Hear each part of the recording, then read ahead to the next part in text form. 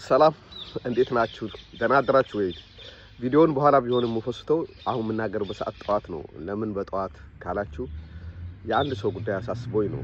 የታዋቂው የስፖርት ጋዜጠኛና የታሪክ አዋቂው የምንወደው ወንድማችን የገነነ መኩሪያ ባለቤት እሷ ላይ እየተደረገ ያለው ነገር ላይ ስላሳሰበኝ ዛሬ እኔ ቪዲዮ ለመስራት ተገድጃለሁ። እንደማንኛውም ስታዲየም አካባቢ፣ ጨርቆስ አካባቢ፣ ሰንጋትራ አካባቢ እንዳደገ ሰው ገነነን በጣም ረጅም ዓመት አውቀዋለሁኝ። ማቀው እስከ ቅርበት ድረስ አውቀዋለሁ። ስለዚህ ገነነን የማያውቅ በእኛ ዘመን የነበረም በአዲሱም ትውልድ የለም ማለት ይቻላል። በተለይ ስፖርቱ ባለበት አካባቢ እና ጋዜጣ በሚያነብ ሰው፣ ስፖርት በሚያፈቅር ሰው ከዛም አልፎ ደግሞ ከተወሰኑ ጊዜ በኋላ በዩቲዩብ በሚያቀርባቸው ነገሮች እናውቀዋለን። የምንወደው ወንድማችን ነው። የቤተሰብ ያህል የምናውቀው ሰው ነው። ስለዚህ በሱ ህይወት ማለፍ ምንም የሚሰማን ሰዎች አይደለንም ማለት አይደለም። ማናችሁም የተሰማችሁ አይነት ስሜት ሀዘን ይሰማኛል። እኔ ያሳሰበኝ ነገር ምንድነው ብላችሁ ካላችሁ ገነነን የሚመለከት በሚኒስትሪ ሚዲያ በተለያየ ጊዜ የቀረቡ 7-8 የሚሆኑ የተለያዩ ዩቲዩበሮች ያቀረቧቸውን ሀሳቦች አዳምጫለሁ። ሁሉንም አዳምጬ መጨረሻ አካባቢ አሁን እየሆነ ያለውን ነገር ሳየው የግድ በገነነ ሞት የሆነ ሰው መጠየቅ አለበት የሚል አካል መነሳቱን ነው ማየው።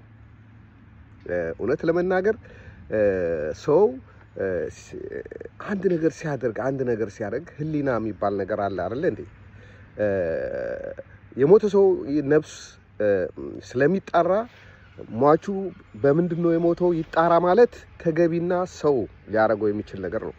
አንድ ንጹህ ሰው የሚባል ሰው ሁሉ ይሄን ቢያስብ ነውር አይደለም። ይሄን አፕሪሼት አደርጋለሁ።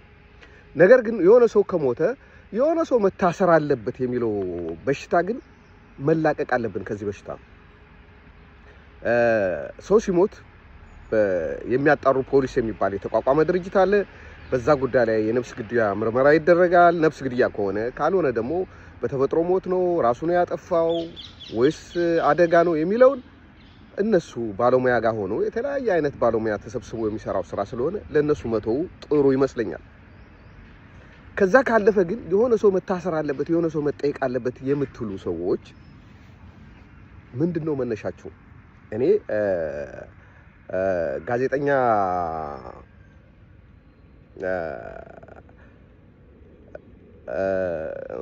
እኔ እንጃ ስም ልቶና ስሙ ይሄ ሰውዬ ከባለቤቱ ጋር ከገነነ ባለቤት ምንድነው ያለው ብዬ ነው በጣም እንትን ያልኩት። ምንድነው ይሄን ያህል አንድ ሰው ለማስጠየቅ ይሄን ያህል ሩጫ መሄድ? ልጆች የወለዱ አብረው የኖሩ ናቸው፣ ባለትዳሩ ናቸው። በሆነ ነገር አልተስማሙ፣ ከቤት ወጣ ማለት ገደለችው ማለት አይደለም። ከቤት ወጣ እንኳን ብትለው አስወጥታው ቢሆን እንኳን እሷ ገደለችው ብሎ ለማለት በቂ አይደለም። በማስወጣቷ ለምን አስወጣሽ ብሎ የሚወቅስ ሊኖር ይችላል። እሱም የባልና ሚስት ጉዳይ ነው። ልጆች የወለዱ ናቸው፣ ልጆች አሏቸው፣ ልጆች አፍርተዋል። ከምንድነው አሉ ይሄ ጩኸት ከፍየሏን በላይ ነው እንዳለው ሰው የአብዲ ኢሌ ይጣራ ማለት ኦኬ። የመጡትን ኢንተርቪው የሚያደርጋቸው ሰዎች ሁሉ እሷን ተጠያቂ እንዲያደርጉ እየገፋቸው ነው። እና እኔ ምን ይኖረው ይሆናል ብዬ ስከታተል ኦኬ ገነነ ከቤት ከወጣ በኋላ ሆቴል ያዘ። ሆቴል ሲዝ የት ሆቴል እንደያዘ አላወቀችም እሷ። እንደውም ሆቴል አንተ ነው ያስያዝከው ብላ እሱ ልጅ አፕሪሼት ስለማረጋው ሰይድ ኪያርን እሷ ሁሉ እንትን እንዳለችው በኋላ እንዳስረዳት ተናግሯል። እሱ ልጅ ባይዘው የጨዋ ሰው ነው። እንደዚህ አይነት ሰዎች መኖራቸው በጣም በማዕበል ውስጥ በመሃም ሰው እንደ ጎርፍ በሚነዳበት ጊዜ አንዳንድ እንደዚህ የልጅ አዋቂዎች በሳል ሰዎች መኖራቸው ተስፋ እንድናደርግ ያደርገናል። ሰይድ ላንተ አክብሮት አለኝ።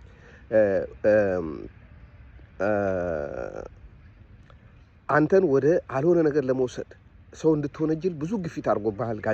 ጋዜጠኛ ነኝ ተብዬው ግን አንተ በትክክል መመለስ ያለብን ነገር በመመለስ አደንቅሃለሁ። እና የት ሆቴል እንደያዘ እንኳን ያላወቀችውን ሴትዮ በገዳይነት እንድትጠየቅ ይፈልጋል። በሩ ተሰብሮስ ከሁሉም ሰው እኩል የገባችውን ሴትዮ ተጠያቂ ለማድረግ ይፈልጋል። እንደገና ለራሱ በተሰበሰበ ገንዘብ ነው ያስገደለችው ይላል። አይቷል ወይ? ታንቆ ሲገደል አይቷል እሱ? የሱ ድርሻ እኮ እውነተኛ ጋዜጠኛ ከሆነ እውነትን ማፈላለግ ነው እንጂ ሳይድ ይዞ በአንድ ወገን ሆኖ የሆነ ሰው ለማስጠየቅ አይደለም መስራት ያለበት። ለዚህ አቃቢ ይጋለ ለልጆቹስ አናዝንም ወይ? ለቤተ ዘመዶቹስ አናዝንም ወይ? ለሷ ሳናዝንም እሷ ዜጋ አይደለችም? ምናልባት ባላረገችው ነገር መሰቃየት አለባት? እሷም ራሷን ታጥፋ? እኔ ያለው ገነነ ራሱን አጠፋ አላጠፋም አይደለም። ነገሮች መሄድ ባለባቸው መንገዶች ይሂዱ። እኛ ሀገር ይሄ የጅምላ ፍርድ መቆም አለበት። የሆነ ሚኒስትሪ ሚዲያ እንደ ዳኛ እንደ አቃቢ ሆኖ መከራከር አይችልም። እውነትን ማውጣት ግን ይችላል። እውነትን ለማውጣት ሰዎችን መጠየቅ ብቻ ነው። ያውቃሉ አዩ የተባሉትን ሰዎች ማቅረብ፣ የዛን ጊዜ አስተናጋጅ የነበሩትን ሰዎች ማስቀየር። ባለ ሆቴሉስ ምንድነው ቤት ስላከራየ ሆቴል ክፍል ስላከራየ የሚጠየቀው? ኦኬ አንድ ያልተሰረ እንደተባለው ከሆነ እርግጠኛ ባልሆንም አንድ ሰው በሞተበት ቦታ ላይ ፖሊስ መጥቶ ሳይ በፊት ሰዎች ነካክቶ ከሆነ ማስረጃ ማጥፋት ነው ተብሎ ስለሚታመን ስህተት ሊሆን ይችላል። ይሄ ስህተት ግን በተደጋጋሚ የሚፈጸም ነው። እንደ ኢትዮጵያ ባለው ቦታ ላይ ባለው ሀገራቶች ላይ ሰዎች ነገሮችን የማስተዋል እንትናቸው አደጋ በተፈጠረ ጊዜ በችኩልነት ይነካካሉ። ይሄ በዚህ የሚያስጠይቅ ነገር ካለ ሊጠየቁ ይገባል። ኦኬ ግን እንደዛም ሆኖ የወንጀል ምርመራው ሂደት በሰው ተገለዋል ወይስ በራሱ ሞቷል ለማለት ለማወቅ አይከብድም ነው ማለት። አይከብድም፣ አያስቸግርም። ብዙ ሳይንሱን ለባለሙያዎችን ተውሏቸው። የሆነ ሰው ብቻ ከዛ ቦታ ላይ ስለተነካ ማስረጃው ሙሉ በሙሉ ይጠፋል አይደለም። የተወሰነ ማስረጃ ሊጠፋ ይችላል። እና እያስተዋልን እንጂ አንድ ሰው ለመጥቀም በሚመስል ሌላ አንጉዳ። ባለመብቶቹ ሚስቱና ልጆቹ ናቸው። ይሄን እንወቅ ልላችሁ ፈልጌ ነው። ይቅርታ በዚህ ጉዳይ ላይ የግድ ዝም ማለት ስላልቻልኩ ነው። ሳታመጣችኝ አመሰግናለሁ።